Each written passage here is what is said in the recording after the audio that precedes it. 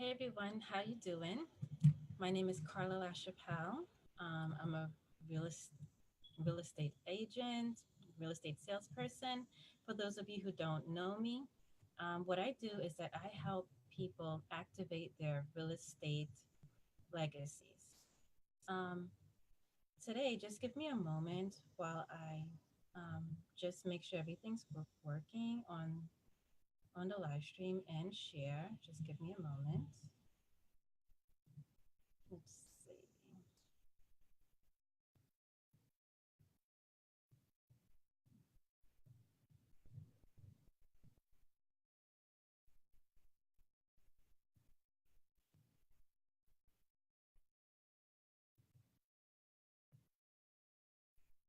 Okay, today we're talking about what makes up your your credit score.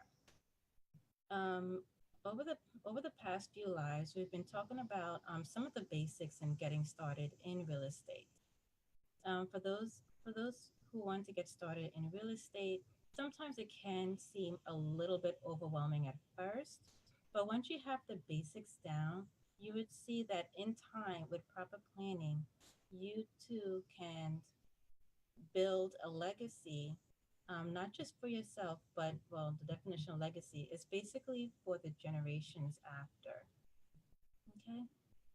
If you'd like to join my email list, definitely put info in the comments. You can send me a message on my business page with your email address, or you can go to my website, www.carlalachapelle.com, and I'll definitely add you to the email list.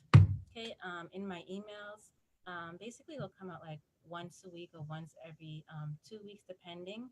You get a recap on some of the things that we went over in the live, also sometimes some free information that I don't share here on the Facebook page and stuff because it's a little bit more in depth about what things that are happening in real estate and just a lot about financing, some other information, and also you'll get the HUD listings from the New York area. If you're from another area and you'd like to get HUD listings, just let me know and I'll see if I can add it to the email so you can have that as well.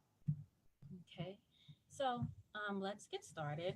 There's a little bit of delay, so if I don't see a comment right away, just be a little bit patient with me. I'm still getting used to the format, and I will definitely come back and answer all of the comments later.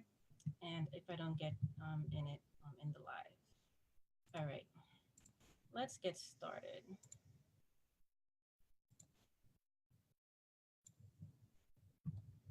Okay.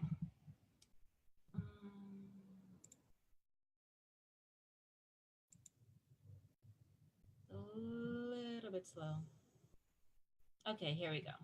What makes up your credit score? Your credit score is basically it's made out of five parts. So five things make up your credit score. Once you understand these parts, there is and it will give you a plan of attack if you want to improve your credit score. And a credit score is something that can always be improved. So it's great to know what makes up your credit score, what is most important, and just have a plan of what you like to accomplish with it. Okay. So again, it's made up of five parts. The first is what your payment history look like. That's 35% of your score. How much money you currently owe on your credit versus how much available credit that you can potentially spend. That's 30%. How long you've had credit, 15%. The number of new accounts on your credit report, 10%. And the different types of credits that you use. So that's 10%. So as you can see, based on this scale, everything is weighed differently. So it all depends on when you pull your credit report, what is on your credit and what you want to attack first and what's easiest for you to attack first and gradually build on each section until you get the credit score that you want.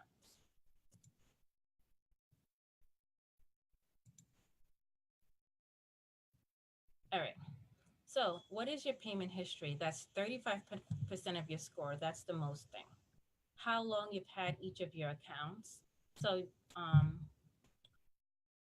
when you every time you open up a new credit card or whatever that it is that you're paying on, that starts a new payment history. So the longer you've had a loan or a credit card, the better, because they can see over time how it is that you pay your bills, your pattern of payment.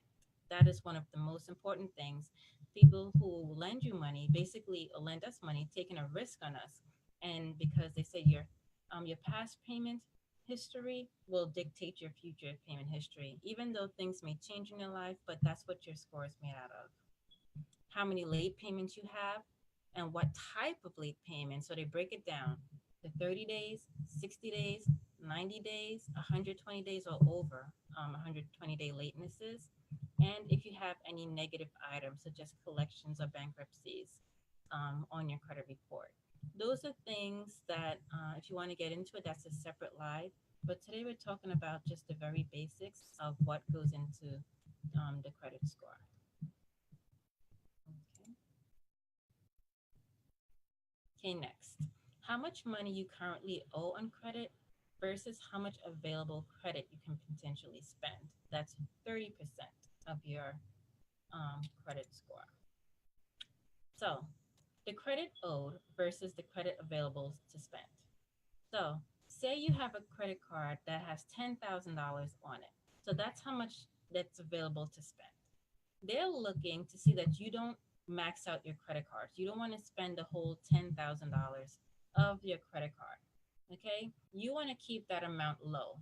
And if you do have to use a lot of your credit, they want to see that you pay it off pretty quickly. But you don't want to have a $10,000 credit card and then it's only and you spend up to $9,000 or more or close to the credit limit. They want to see like less than half or even just keep it low, and that will increase your credit score. So if you do have credit cards that have a lot of balance on it, you want to get that down. So if you have a $500 credit card, you want to keep that balance around 200, 300, and then pay it off as soon as you can, but keep the credit card open. Don't close your credit cards that have a lot of space on it. Okay, that is one mistake that I made when I was younger. I had credit cards, and I basically closed them as soon as I was done with it.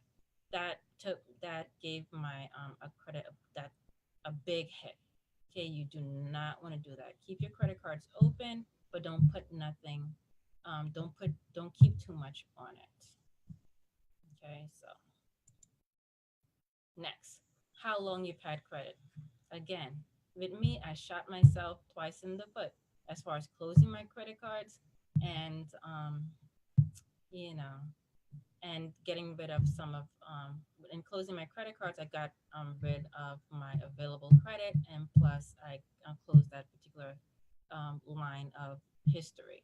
So how long you've had credit is 15% of your score, because they want to see that you've maintained credit for a while, and that is 15%. So if you currently don't have credit, that is something that you want to start building, either with a secure credit card that helps you. So secure credit cards, you actually put down money and you spend like your own money, and you start building credit history until you qualify for a regular unsecured credit card. Okay. So again, the more accounts you have open for a longer period of time is the better for you. Next, have you been able to get new credit account recently? That's 10%. They want to know that someone else has also taken a risk on you, and how are you doing with that? So that's 10% of your credit score. It's kind of self-explanatory. And then lastly, the different types of credits that you use, that's 10%.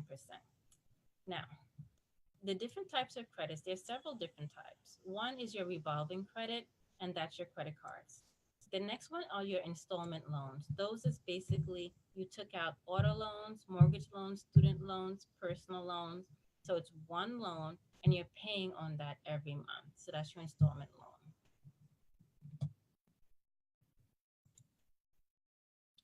Okay. And then these increase on your credit, they don't have a particular percentage that comes off from your credit. It all depends on the individual person. I've read some articles that some say sometimes it's 5 points, sometimes it depends on what type of inquiry that it is. But there's no one formula because they say it varies from person to person. So, what is an inquiry on your credit? So, there are two types. There's a soft inquiry. That's when a lender checks your credit and you already have an account with them. So basically, you have a credit card. They may check it once in a while, or you ask to increase your credit limit. So they have to check your credit score and your I don't know credit report to see how things are going to determine if they're going to increase your credit. So that's a soft inquiry. A hard inquiry is when you're applying for something new. Okay, and the lenders check it, a loan or credit, and it can stay on your credit report for 2 years. It'll stay for 2 years, but it'll only impact your credit score for 1 year. Okay, so you have to wait a whole year for that to not impact your credit score, but it'll still be there. So, how much it impacts your credit score, it depends on the person and it depends on the lender. So that is a little bit up in the air. I haven't seen one clear answer for that, but just know that these two inquiries, they do impact your credit score. The soft inquiry, not so much because you've already had um, that credit history, so it might not impact it at all. But the hard inquiry, definitely. So that's basically it for this live. Just to recap, your credit score is made up of 5 parts.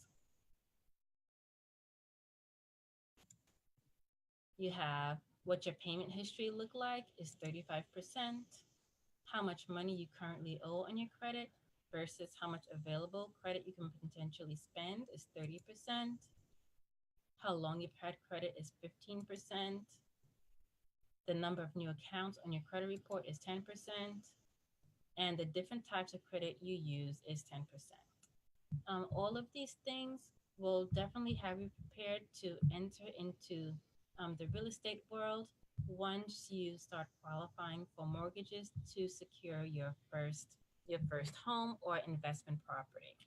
As I said before in another live, not this particular one, but if you go back a few videos, um, one of the thresholds for knowing that you can start looking to see if you qualify for mortgage is for 580. That's for FHA loans, I think, for FHA, and 620. So if you have a 580 or 620 credit score, you should look into seeing what else do you need to improve on as far as taking the next step and qualifying for a mortgage to get you started on your real estate journey. Okay, so I hope everyone has a great day. And let me stop sharing this. And I hope to see you soon. I actually might come on later on today for another live to talk to you a little bit later on. And just until I see you soon a little bit later on today. Okay, talk to you soon.